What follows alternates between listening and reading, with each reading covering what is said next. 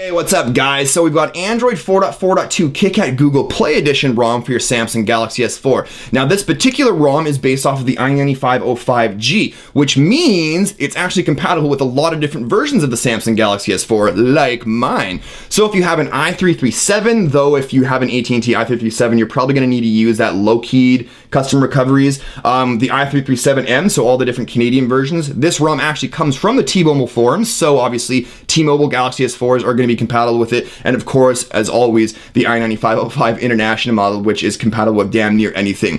Anyways, I wanted to go ahead and show you guys why I like this particular ROM and some of its features, so let's go ahead and take a look, shall we? Alrighty, so here we are. This ROM is actually called Virgin ROM, and I think I see why he calls it Virgin ROM, because it is quite bare bones. You know, a lot of people, they take Google Play Edition ROMs or AOSP ROMs, and they just start packing the crap out of them with things, calling them slim ROMs, but they really aren't, and they're just adding to, you know, problems with instability and things like that. But if we go into the application tray as we are here, you can see that we definitely have very minimal amounts of applications in there. So much so that actually the developer removed 100 megabytes of Google applications. I would have, however, liked to see at least Google Hangouts in the application tray, maybe even Google Plus, but that's pretty much it. Otherwise, this is where I would like to start from a fresh ROM.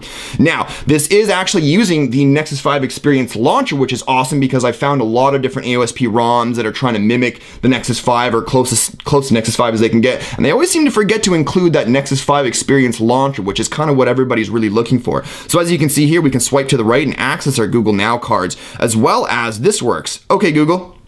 Boom. So there's that.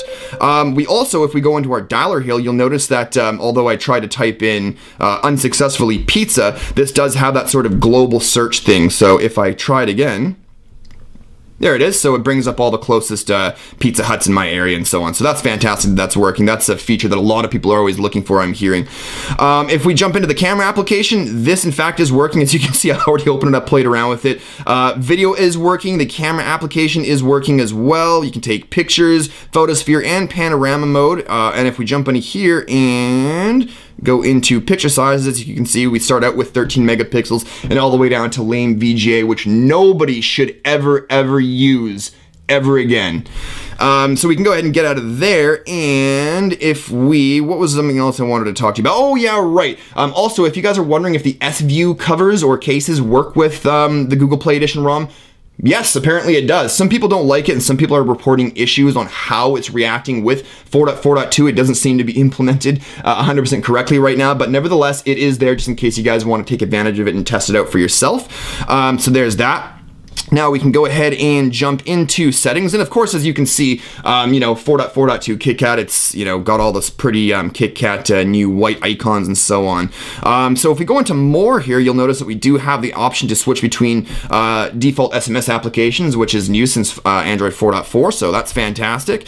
Back out of there, and we can actually jump into device and home, and this is actually where you'll end up selecting, if you have additional third-party launch that you want to install, where you'll be selecting the launcher of your choice. Now, when you first flash this ROM and you finish going through the setup and you're about to jump into the home screen, it's going to ask you to pick between two launchers, one of which is the stock Android boring launcher, or the second one, which is actually the Nexus 5 Experience Launcher. Obviously, you guys are going to want to choose the Nexus 5 Experience Launcher.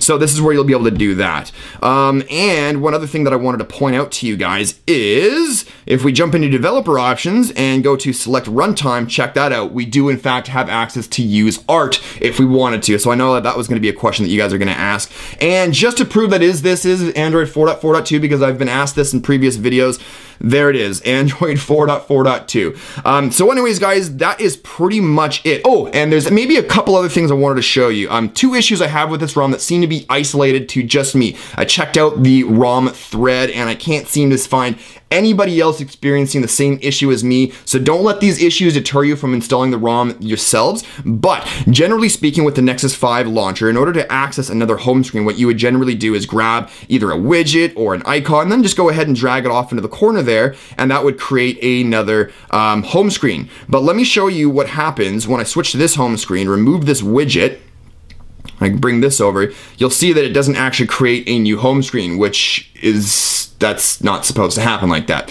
So what I did in order to get around it, I just long press on there, go into widgets, grab a widget, drag it onto the already created home screen for me, and then Bob's your uncle. And if I wanted to, I can always go ahead and start creating additional home screens. So now I have 3. I don't know. I've read very, very good reports about battery life on this phone. It does come with the stock 4.4.2 kernel, but it does also support custom kernels as well, just in case you want to flash those. But that's pretty much it. So other than those 2 issues that shouldn't deter you from flashing this ROM on your own, I'm really liking this ROM, and I'm liking the small amount of modifications that the gentleman has put into this ROM. Of course, as always, I'll be posting a link in the description below, and I'll be following this video up with a how to install video, just in case those of you out there need a bit of a visual aid on how to install this ROM. But that's it. Hopefully you liked this video. If you did, go ahead and click that likes button down below, and if you're new to the channel, subscribe for more videos in the future. But that's it for this one. Thanks as always for watching, and we'll see you guys in the next one. Cheers.